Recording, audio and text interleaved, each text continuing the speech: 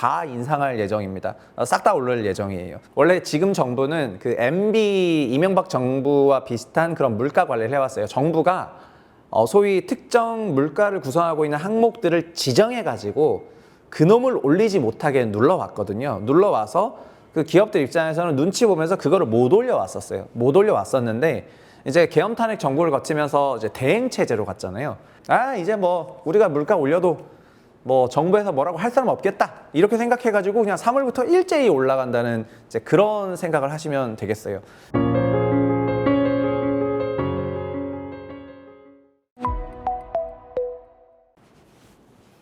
안녕하세요, 최부심입니다.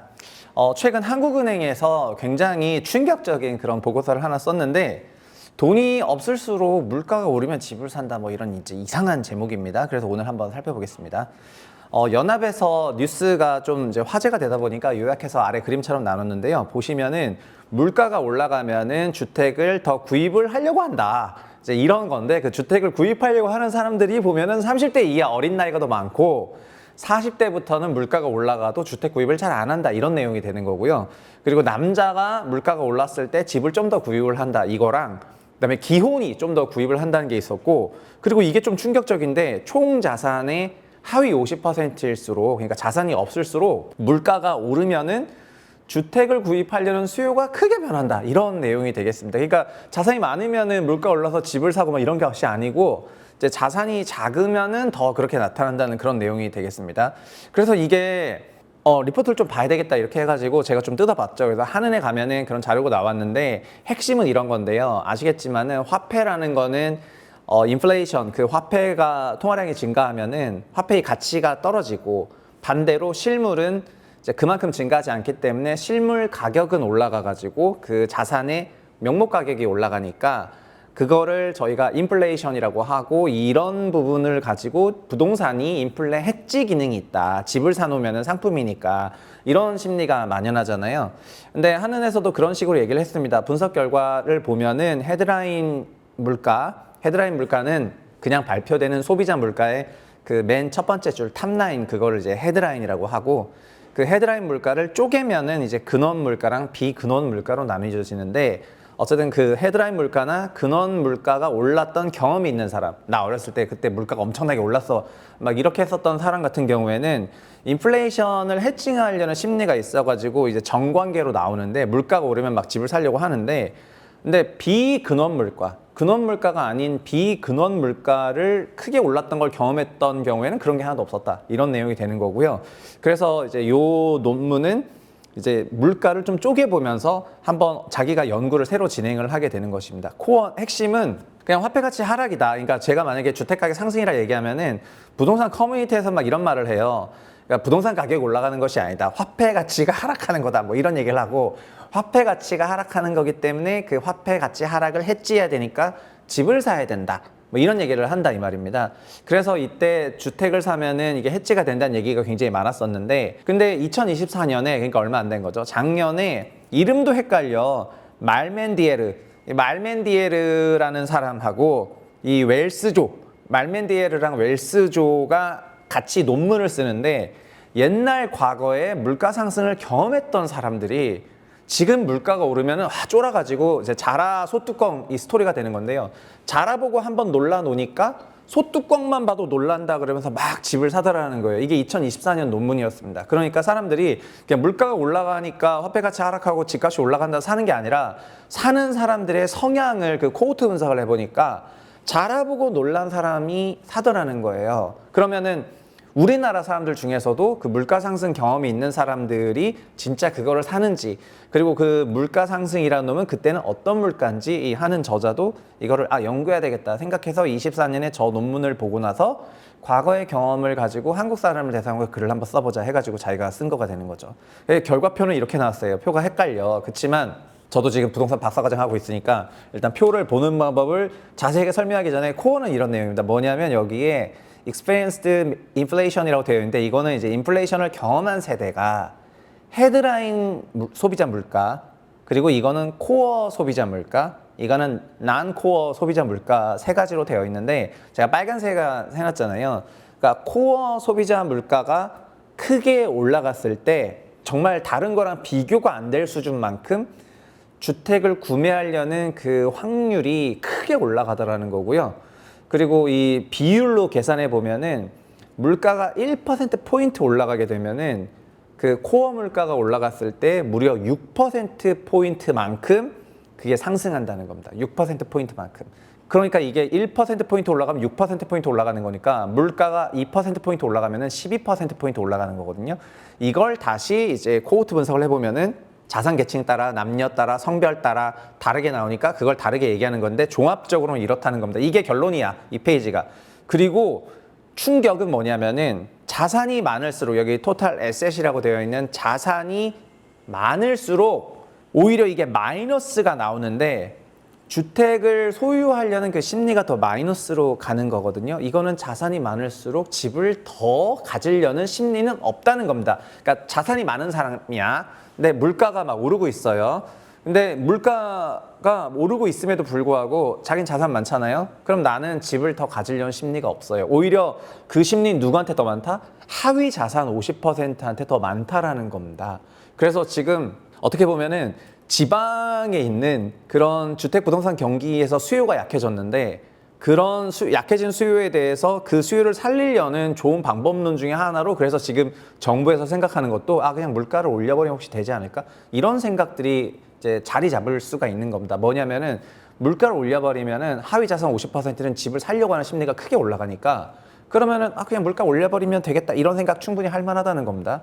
자, 장기로 그려보면은 소비자 물가지수가 이제 2015년부터 그려보면 지난 10년간 그렸을 때 소비자 물가지수가 높았을 때 주택 수요가 실제로 높았고요. 그리고 약했을 때 약했어요. 그래서 이게 되게 설명력이 높은 거야. 근데 최근에 보면은 결국 지금 우리나라의 근원 물가가 어떻게 가느냐가 되게 중요한데, 최근 근원 물가 보면은 23년에는 3.4% 올랐고 작년에는 2.2% 올랐고 올해는 1.8% 오를 거기 때문에 근원 물가가 이렇게 내려가고 있습니다. 그러니까 역설적으로 보면은 근원 물가가 내려가고 있으니까 이제 근원 물가로 인해 가지고 물가 상승에 기반한 주택 수요 증가가 없는 거고, 그래서 지금 주택 수요가 전반적으로 위축이 되어 있는 그런 상황이라고 보시면 될 것 같아요. 특히 어디 위축돼 있다? 지방에 엄청난 주택 수요 위축이 발생하고 있는데, 이거는 이제 근원 물가가 계속해서 내려가고 있기 때문에 이런 게 발생하고 있다라고 해석할 수가 있는 거죠. 그리고 지금 근원 물가 추이를 보면은 근원 물가라는 건 뭐냐면은 이제 개인 서비스나 공공 서비스, 막 보험료나 아니면 외식비 이런 개인 공공 서비스고요. 그다음에 상품이나 이제 집세, 주택 가격 이런 것들이 임차료 이런 게 근원 물가를 구성하고 있는데, 현재는 개인 서비스 물가, 외식, 주택 관리비 요새 엄청 높죠. 그다음에 해외여행 가는 거, 그다음에 커피값, 그다음 보험료, 그다음에 뭐 온라인 관련한 여러 가지 비용들이랑 자동차 보험료 이런 것들이 이제 근원 물가를 구성하고 있는데, 화면 보시는 것처럼 근원 물가는 어쨌든 내려가고는 있어요. 내려가고 있는데 지금 이제 합산해서 약 2% 정도 되는 근원 물가를 보이고 있는 그런 상황이고, 작년 말보다는 근원 물가가 살짝 올라갔습니다. 근데 정부에서는, 한은에서는 이제 보고서 쓰신 분은 올해 정부가 물가 안정대 지수 쓰고 그러니까 근원 물가가 더 올라갈 것 같다 이렇게 얘기를 하고 있는데, 이 보고서가 나온 시점이 3월 5일인데 3월 5일 나오자마자 되게 이 보고서가 무한하게 지금 서비스 물가가 올라가고 있습니다. 서비스 물가는 코어 물가예요. 코어 물가가 올라가고 있고요. 공공 서비스랑 개인 서비스 물가가 올라가고 있습니다. 이것만이 아니야. 지금 식품료도 올라가고 있습니다. 손이 가요 새우깡이 아니고 이제 손 안 가요 새우깡이라고 이제 나오고 있습니다. 새우깡이 손이 안 가. 너무 비싸져가지고. 그래서 지금 농심에서도 라면이나 과자 평균 7.2% 올렸다고 하는 부분이 있고요. 그리고 그것뿐만 아니죠. 빵, 커피, 뭐 시계, 3월에는 먹을거리, 입을거리, 옷값부터 시작해서 다 오르고 있습니다. 지금 3월부터 CJ하고 이제 CJ 뚜레쥬르죠. 그 다음에 이 커피 관련한 브랜드들 보면 전부 다 인상하거든요. 에루샤, 그 다음 뭐 다 인상할 예정입니다. 싹 다 오를 예정이에요. 이게 왜냐면은 원래 지금 정부는 그 MB 이명박 정부와 비슷한 그런 물가 관리를 해왔어요. 정부가 소위 특정 물가를 구성하고 있는 항목들을 지정해가지고 그놈을 올리지 못하게 눌러왔거든요. 눌러와서 그 기업들 입장에서는 눈치 보면서 그거를 못 올려왔었어요. 못 올려왔었는데 이제 계엄 탄핵 정부를 거치면서 이제 대행 체제로 갔잖아요. 대행 체제로 가니까 또 한 3월쯤 되니까는 이제 뭐 우리가 물가 올려도 뭐 정부에서 뭐라고 할 사람 없겠다 이렇게 생각해가지고 그냥 3월부터 일제히 올라간다는 이제 그런 생각을 하시면 되겠어요. 그래서 한국의 올해 그 근원 물가가 올해 그냥 물가 전체 헤드라인이 8 정도인데 그거보다 더 높아질 것 같다고 생각하는 게 아주 일반적인데 그 이유가 그동안 조금 눌러왔던 그 물가가 그러니까 MB식 물가 관리로 물가가 낮춰졌고 그 낮아진 물가로 인해서 저희가 금리까지 내리고 있었는데 이제 그 물가가 그냥 정말 뚜껑을 없애놓으니까 이제 뻥뻥 3월부터 이렇게 올라가는 거 아니겠습니까? 그래서 지금 물가 상승률은 올해 2%를 넘어갈 가능성이 되게 높아졌고요. 그리고 한국의 실질 성장률은 1.9에서 1.5로 전망했는데 물가 실질 성장률이 1.5 그 밑을 갈 거다 보니까 저희가 이제 한 3% 정도의 명목 성장을 할 건데 물가가 크게 차지하게 되는 겁니다. 그럼 물가가 올라가면은 그러면은 부동산 가격을 보는 입장에서는 그럼 지방에서는 또 하위 자산 50% 정도 생각했을 때 지방에 있는 코어 물가가 올라가면은 지방에 있는 주택 수요가 또 올라가겠구나라고 생각하면서 이거를 부동산 프로젝트 파이낸싱 PF 문제 해결책으로 생각할 수도 있고 등등 어쨌든 인플레 해지 심리를 이용하는 부양 정책으로 그냥 물가를 높여보면 된다 이런 생각을 할 수도 있다는 겁니다. 이렇게 한다는 게 아니라 그냥 그런 생각을 아마 하는 쪽도 있을 거야. 그러니까 물가를 이제 누르지 말아야 되겠다 이런 생각을 할 수도 있다는 말이 되는 것입니다. 그래서 오늘 채부심에서는 이제 한국은행이 발표한 그런 논문을 가지고 이런저런 얘기를 했었는데요. 제가 생각할 때도 그냥 물가가 올라가면은 뭐 사람들이 무조건 막 집을 산다 이렇게 생각하는데 제가 알기로 요즘에 30대는 돈이 없어가지고 물가가 올라가도 집을 그냥 쳐다만 보고 있지 집 살 돈이 없어요. 근데 누가 집을 사냐면은 과거에 그 주거비라든가 이런 인플레이션을 경험해가지고 그 트라우마가 있는 쪽에서는 한 번 더 그렇게 주택 가격이나 임차료가 폭발적으로 올라갈까봐 집을 살려고 하는 심리가 폭발적으로 올라오거든요. 그거를 저희가 20년, 21년에 다 경험을 했습니다. 그랬다가 지금 22년 하반기 때 이제 부동산 시장 폭락하면서 소위 노도광 지역으로 대표되는 서울 외곽 지역의 일제히 지금 대규모 피해자들만 양산돼 있는 상태가 되는 거잖아요. 근데 지금 현재 지방 부동산 미분양이 굉장히 심각한 그런 상황에서 지방에도 이런 인플레이션 경험을 했었던 사람이 많은데 근원 물가들을 올려버리면 말 그대로 근원 물가는 에너지나 농식물 가격이 빠지는 건데 에너지 뭐 기름값 빠지고 뭐 빠지면 어쨌든 실제 우리가 사용하고 있는 서비스 물가나 상품 물가가 올라간다는 거기 때문에 그러면은 뭐 집을 사야 되나 이런 심리가 올라오게 되는 거고 그런 심리를 이용해 가지고 지방 부동산 해법을 이제 추구할 수도 있는 거거든요.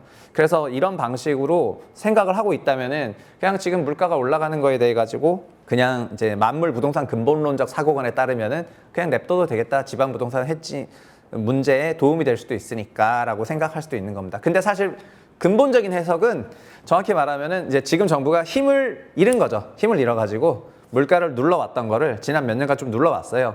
그거를 이제 지금 못 막는 거고 못 막으니까 한 번에 올라갈 거고 그래서 그 눌러온 힘에 의해서 저희가 금리까지 다 따라 내렸는데 이제 그럼 앞으로 뭐 금리는 어떻게 되는지 지켜봐야 되겠죠. 그러나 물가가 올라간다고 하더라도 이제 우리나라 앞으로 이제 진짜 한국은행에서는 조금 머리 아파지지 않았나 이런 생각이 듭니다.